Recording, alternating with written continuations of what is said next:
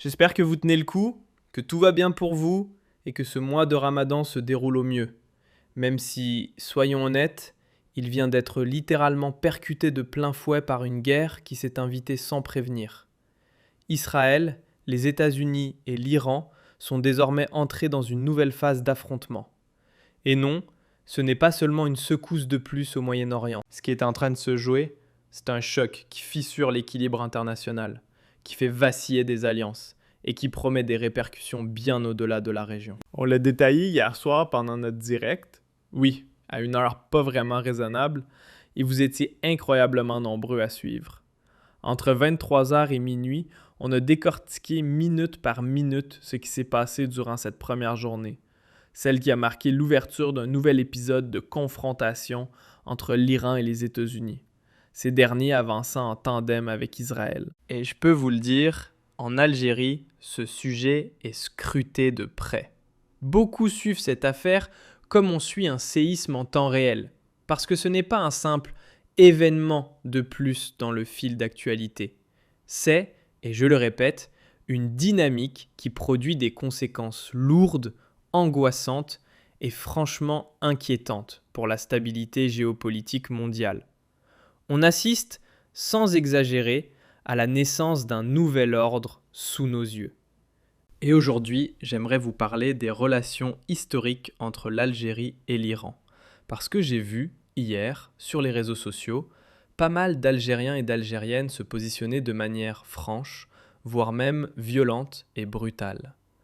D'autres n'ont pas compris la réaction officielle de l'État algérien, dont nous allons parler tout à l'heure. Pourquoi l'Algérie n'a-t-elle pas condamné fermement ? Est-ce que l'Algérie aurait dû condamner fermement ? Est-ce que l'Algérie aurait dû réagir et commenter très rapidement la mort d'Ali Amin, le leader et le guide suprême de la République islamique d'Iran ? Est-ce que l'Algérie aurait dû se solidariser davantage avec l'Iran ? Est-ce que l'Algérie aurait dû dénoncer plus fermement et parler d'agression israélienne et d'agression américaine ? Beaucoup d'Algériens et d'Algériennes se sont posé des questions. Mais malheureusement, nos compatriotes ont la mémoire courte. Ils ne connaissent peut-être pas, malheureusement, surtout les nouvelles générations, les dessous des relations internationales qui ont été tissées entre l'Algérie et l'Iran. Ils ne connaissent pas certains enjeux historiques, qui ne sont pas uniquement diplomatiques et géopolitiques, mais aussi sécuritaires. L'Algérie et l'Iran n'ont pas toujours été de grands amis. Et l'Algérie a toujours traité l'Iran avec méfiance. C'est vrai que, durant les années 2000, l'Algérie a essayé de construire une très bonne relation avec l'Iran. Elle a même essayé de soutenir l'Iran dans ses efforts de programme nucléaire civil. Elle a également soutenu l'Iran dans son droit à la résistance contre les attaques et contre la domination israélienne et l'emprise israélienne sur la région. Il y a même eu certains rapports médiatiques, malheureusement très malveillants, puisqu'ils se sont basés sur des informations largement infondées, qui ont essayé d'imputer à l'Algérie la volonté de tisser une alliance idéologique et sécuritaire avec l'Iran, ce qui est complètement faux. L'Algérie a toujours voulu avoir des relations stables et durables avec l'Iran, mais l'Algérie s'est toujours méfiée de l'Iran. Et ce que nous allons vous raconter aujourd'hui, c'est l'un des chapitres les plus sombres de l'histoire des relations internationales de l'Algérie. C'est que l'Algérie et l'Iran n'étaient pas du tout en très bons termes durant la décennie noire, lorsque l'Algérie brûlait, lorsque l'Algérie était ravagée par les affres de la décennie noire, lorsque l'Algérie était divisée, fragilisée et profondément détruite par une guerre civile terrible et terrifiante. Lorsqu'il y a eu des milliers de morts en Algérie.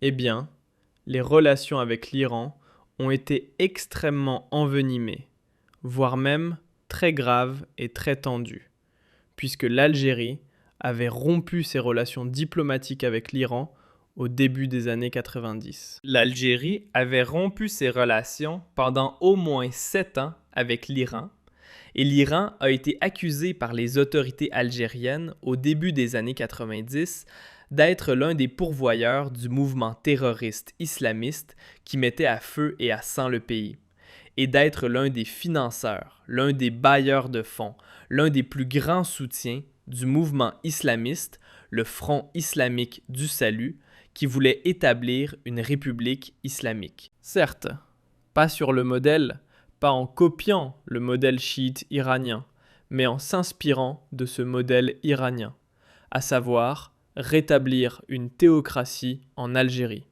comme c'était le cas en Iran en 1979. Et des explications s'imposent pour que les Algériens comprennent pourquoi l'État algérien, quand il s'agit de l'Iran, essaie toujours d'avoir une position équilibrée, sans trop se mouiller. L'Algérie ne peut pas se mouiller dans le dossier iranien, parce que le dossier iranien, ce n'est pas, comme le croient certains Algériens, le dossier d'un pays qui défend une cause noble, qui défend des intérêts nobles, qui veut incarner ou porter sur ses épaules l'axe de la résistance contre Israël et le sionisme. L'Iran n'est pas tout miel, tout sucre.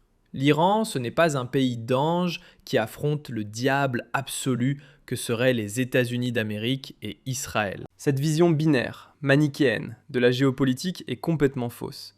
Parce que les Iraniens ont beaucoup de choses à se reprocher aussi. Et ce n'est pas une puissance qui joue toujours un rôle positif dans la région ou dans le monde musulman et arabe. Et ce n'est pas une puissance qui inspire uniquement ou seulement la confiance, la sérénité ou la noblesse dans sa lutte acharnée contre le sionisme et l'ordre international dominé par les États-Unis d'Amérique. Les Iraniens ont joué aussi, malheureusement, un rôle nocif, un rôle négatif, voire un rôle déstabilisateur.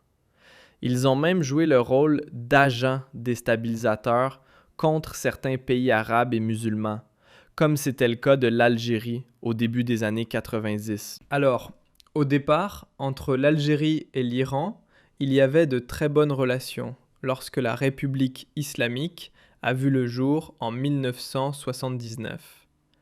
L'Algérie, d'abord à l'époque du président Boumedienne, a beaucoup œuvré pour qu'il y ait un accord de paix, par exemple, entre l'Iran et l'Irak de Saddam Hussein.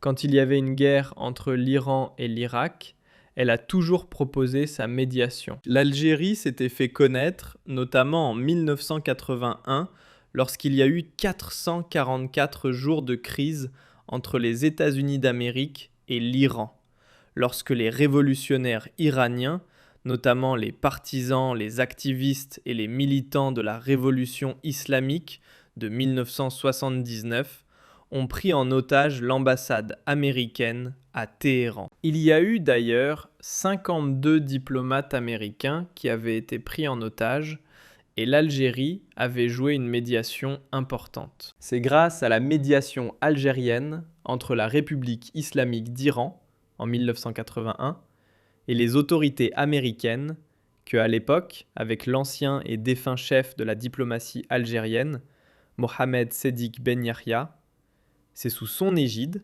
et grâce à l'intervention et au lobbying efficace et redoutable de ses équipes, que les Américains ont pu, que les 52 diplomates américains ont pu être libérés. Ils ont été transférés vers Alger avant de rentrer aux États-Unis d'Amérique.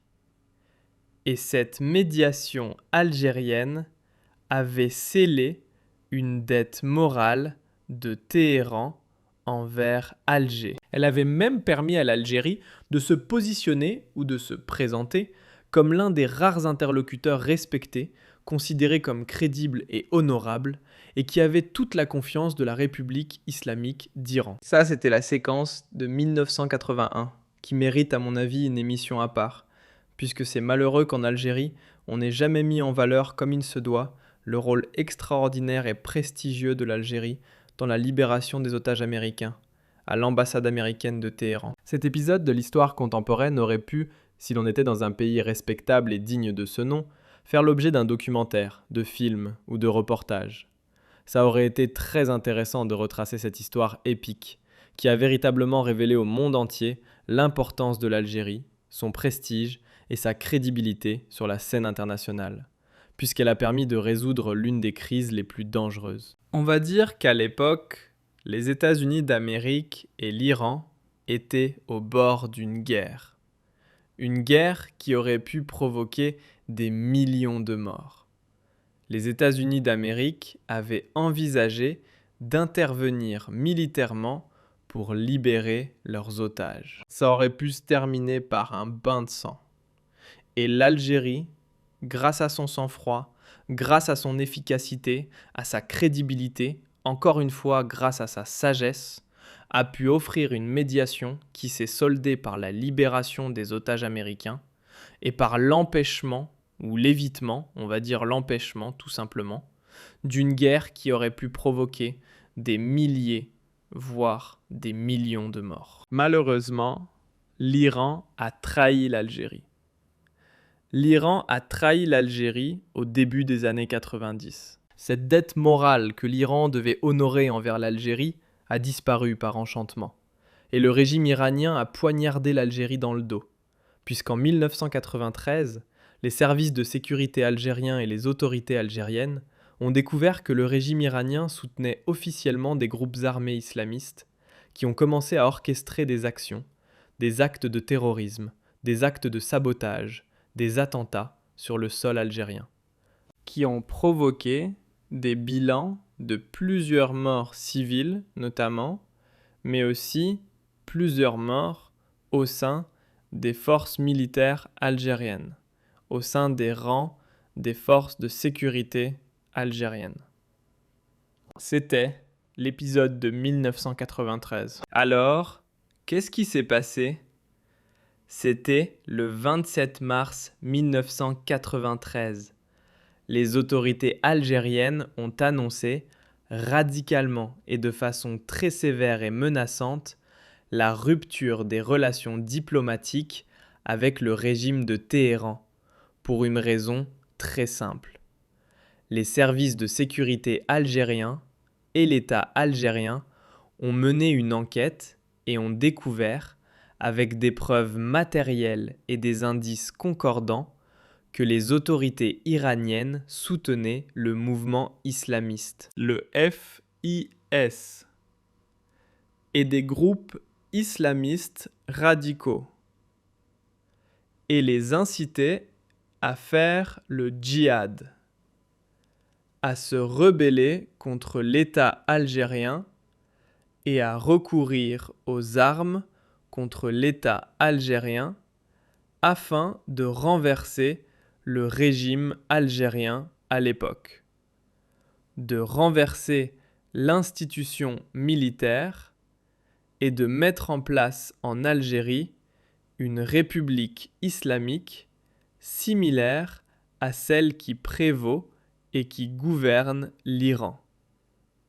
Même si, je le rappelle encore une fois, il y avait des divergences religieuses importantes, puisque le mouvement islamiste algérien était un mouvement islamiste sunnite. Mais l'Iran espérait que le mouvement radical islamiste puisse conquérir le pouvoir afin de le soutenir, de le parrainer et de lancer le grand projet iranien qui consistait à créer des États, des régimes religieux qui lui soient fidèles, qui lui soient loyaux et qui roulent même pour les intérêts iraniens, afin de tisser une grande toile d'araignée qui permettrait à l'Iran de dominer le monde arabe et musulman et de s'imposer comme la plus grande puissance régionale, permettant ainsi à l'Iran de retrouver son rang très prestigieux qui était, à l'époque de l'Empire perse,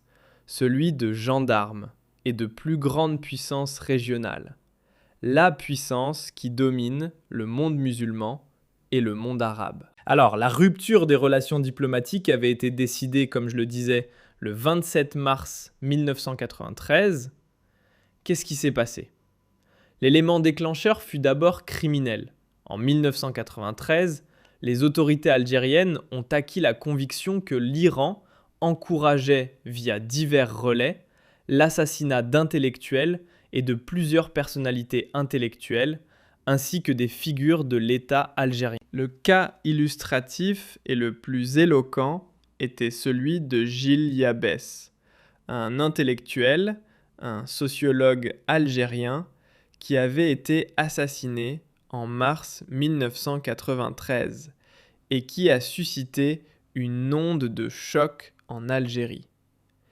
C'était un intellectuel progressiste, anti-islamiste, et cela a été perçu par les autorités algériennes comme une attaque signée par l'idéologie islamiste. Et cette idéologie islamiste était malheureusement largement soutenue et appuyée par le régime iranien. Les autorités algériennes ont également découvert qu'il y avait des fatwas qui avaient été lancés par les médias officiels iraniens et par certains cercles religieux basés à Téhéran, à savoir des appels au djihad, voire des appels à soutenir les actions armées, les actions de résistance armée des mouvements islamistes et des groupes islamistes armés en Algérie, contre des dirigeants et des intellectuels algériens considérés comme laïcs et comme complices de l'institution militaire algérienne à l'époque, laquelle avait interrompu le processus électoral de 1991 à 1992 et avait empêché, rappelons-le, l'instauration d'un régime théocratique et religieux, puisqu'elle a empêché le Front islamique du salut de conquérir le pouvoir, comme l'avaient prévu les urnes d'une élection législative gagnée par ce mouvement islamiste. Donc les autorités algériennes ont rapidement accusé l'Iran d'être le banquier du FIS, du Front islamique du salut. Le Front islamique du salut, selon les autorités algériennes, avait ouvert un bureau à Téhéran. Et ce bureau était une représentation officielle, avec l'aval du régime iranien. Pour les autorités algériennes, à l'époque, c'était une reconnaissance inacceptable d'un gouvernement insurrectionnel qui voulait se rebeller contre l'État officiel en Algérie, qui voulait donc instaurer un régime théocratique et religieux basé sur l'idéologie islamiste, ce qui n'était pas du tout souhaitable, ni souhaité, ni voulu, ni accepté par les autorités algériennes à l'époque. Les services de renseignement algériens avaient affirmé à l'époque aussi et avaient collecté des informations qui indiquaient que l'Iran faisait parvenir des fonds assez conséquents qui transitaient notamment par des banques, par des pays européens et surtout par le Soudan pour financer les activités de propagande de certains groupuscules affiliés au Front islamique du salut ou pour financer directement les activités du Front islamique du salut. C'est comme ça que les autorités algériennes avaient, en tout cas, conçu leur argumentaire et formulé leurs accusations contre les autorités iraniennes. D'ailleurs, juste après l'Iran, l'Algérie avait rompu ses relations diplomatiques avec le Soudan, puisque le Soudan, dans les années 90, était gouverné à l'époque par Omar el-Béchir, que nous connaissons tous, un dictateur sanguinaire et un islamiste pur et dur qui a régné sur le Soudan jusqu'en 2019. Il a été renversé par le printemps soudanais, qui a eu lieu d'ailleurs en même temps que le Hirak algérien en 2019. Il y avait aussi Hassan al-Tourabi, un autre leader islamiste, qui était lui-même le parrain et l'un des dirigeants les plus importants avant même el-Béchir. C'était lui-même le dirigeant du Soudan. Et Hassan al-Tourabi était l'un des alliés, pour ne pas dire l'allié principal, du régime iranien et de l'Iran en Afrique, même si Hassan al-Tourabi n'est pas chiite. Mais Hassan al-Tourabi admirait la République islamique en Iran. Il avait admiré la révolution islamique en Iran. Hassan al-Tourabi, qui était l'un des leaders et idéologues de la mouvance islamiste, voulait reproduire le modèle iranien au Soudan et dans les pays de la région, y compris dans le monde musulman sunnite, à savoir créer des républiques religieuses se basant sur la charia, dominées par l'idéologie islamiste, dominées par les orientations islamistes et par un programme politique islamiste, sunnite, mais islamiste. La révolution islamique chiite en Iran avait fortement inspiré Hassan al-Tourabi. Des alliances sécuritaires et idéologiques ont été tissées, ont été établies entre le Soudan et l'Iran. Et le Soudan, à l'époque de Hassan al-Tourabi, ensuite un petit peu aussi à l'époque d'Omar el-Béchir, mais c'était surtout à l'époque de Hassan al-Tourabi, il y avait des camps d'entraînement. Les autorités algériennes avaient découvert à l'époque qu'il y avait des camps d'entraînement et que ces camps d'entraînement ont servi à accueillir des volontaires algériens pour apprendre les techniques de la guérilla, les techniques de maniement des armes, avant de s'infiltrer en Algérie par les frontières terrestres, notamment les frontières terrestres poreuses entre la Libye et l'Algérie, et entre l'Algérie, le Niger et le Mali, à travers le Sahel. Ce sont des Algériens, des islamistes, qui ont été entraînés au Soudan, dans des camps d'entraînement financés selon les enquêtes qui avaient été menées à l'époque par les services de renseignement algériens. Et l'Algérie avait profité de cette occasion aussi pour rompre ses relations avec le Soudan.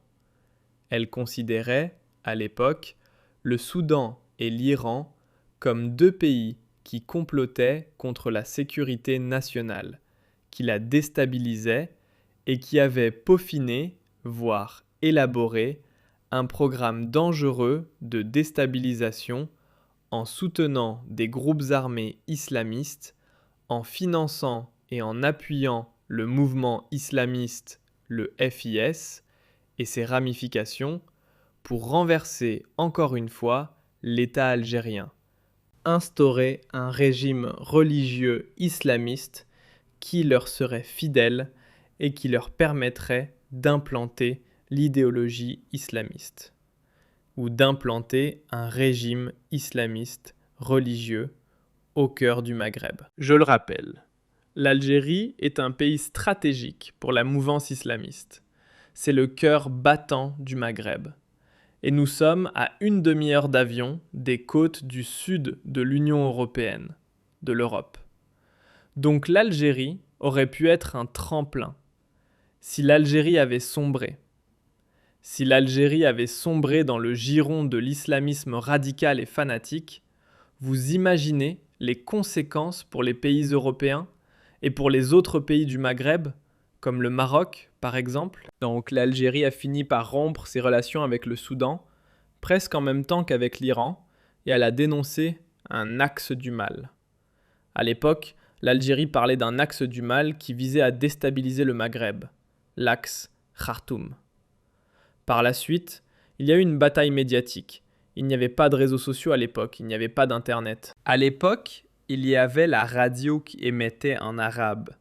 Et, dans les années 90, avant même l'ère d'Internet, Radio Téhéran diffusait des programmes extrêmement hostiles au pouvoir algérien, qui appelaient l'armée algérienne à la désertion et qui appelaient les militaires algériens à ne pas combattre les groupes islamistes, à se rendre, à rendre leurs armes, à intégrer les groupes armés islamistes et à prêter allégeance à la résistance islamiste. Radio Téhéran a même diffusé des programmes qui appelaient à l'insurrection du peuple algérien, à l'insurrection des citoyens algériens contre l'État algérien, pour favoriser et soutenir le mouvement islamiste, et pour permettre aux islamistes algériens de conquérir le pouvoir et de réaliser cet idéal qui est d'établir une république islamique religieuse. Donc l'Algérie a répondu, elle a dénoncé une agression médiatique et elle a dénoncé à l'époque une violation de sa souveraineté nationale.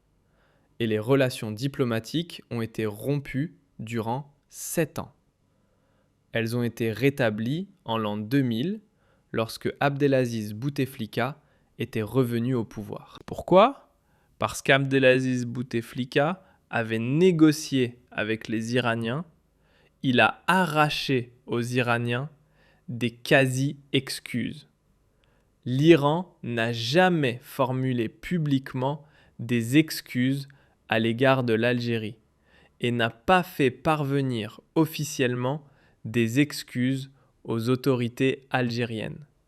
Mais Abdelaziz Bouteflika a obtenu de la part de l'Iran le respect du principe de non-ingérence et la cessation de tout soutien au mouvement islamiste algérien. Et Abdelaziz Bouteflika a préféré, à l'époque, établir une stratégie machiavélienne.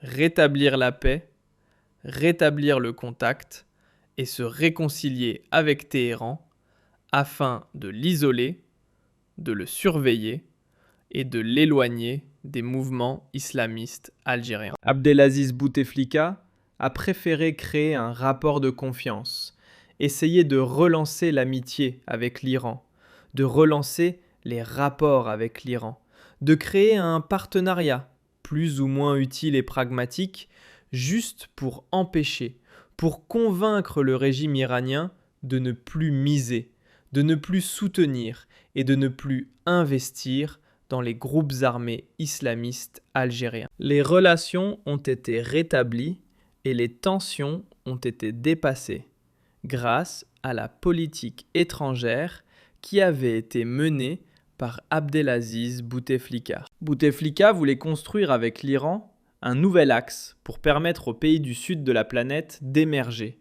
et de contrebalancer l'influence grandissante des pays alliés de l'Occident, notamment de l'Union européenne, à l'époque devenue une force politique et une force économique incontournable. C'était la fin de la guerre froide, la fin du monde de l'Union soviétique.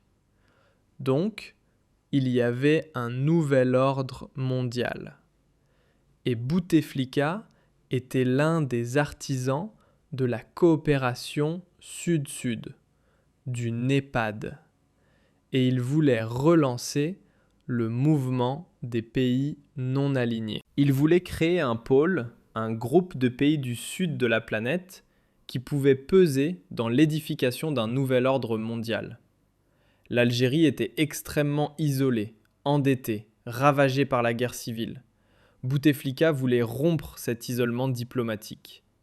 L'armée algérienne, à l'époque, était accusée et faisait l'objet de suspicions de crimes contre l'humanité, de crimes de guerre. Il y avait même des tentatives pour poursuivre les militaires algériens devant les juridictions internationales pour crimes de guerre et crimes contre l'humanité. Donc Bouteflika a fait tout un travail de réconciliation avec les partenaires étrangers de l'Algérie, tout un travail pour sortir l'Algérie de l'impasse et de l'isolement diplomatique. Et l'un de ces axes de travail était la coopération sud-sud et les bonnes relations avec les pays les plus importants de la rive sud de la planète, parmi lesquels l'Iran était, qu'on le veuille ou non, incontestablement un pays important. En Algérie, par la suite, il y avait aussi, en Iran, un président réformiste.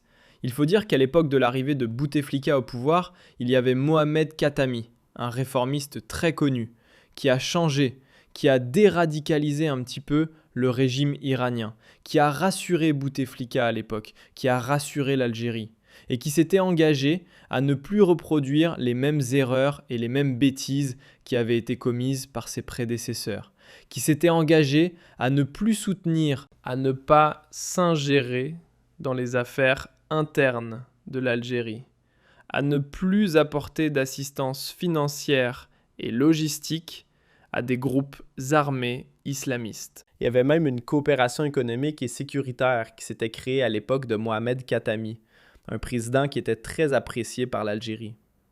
L'Algérie s'était engagée, à partir de 2010, à soutenir le nucléaire civil iranien, et elle a soutenu l'Iran dans ses efforts pour se doter d'un programme nucléaire civil. Elle a soutenu le droit de l'Iran à protéger sa souveraineté nationale et à protéger sa sécurité nationale. C'est pour vous dire qu'en Algérie, il faut le reconnaître, l'Algérie a toujours été fidèle à ses valeurs. Elle a toujours été droite dans ses bottes. Elle a toujours agi en cohérence avec ses valeurs. Elle ne s'est pas ingérée dans les affaires internes de l'Iran. Elle n'a jamais comploté contre l'Iran. Elle n'a jamais voulu déstabiliser l'Iran.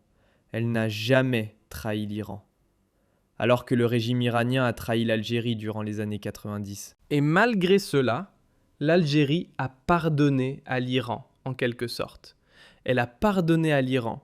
Elle a accepté de faire table rase du passé pour reconstruire de bonnes relations avec l'Iran. C'est-à-dire que, officiellement, les régimes précédents, notamment le régime de Bouteflika, savaient comment manier avec brio la diplomatie internationale et savaient comment utiliser les outils les plus sensibles de la géopolitique pour réhabiliter l'image de l'Algérie et protéger ses intérêts suprêmes sur la scène internationale.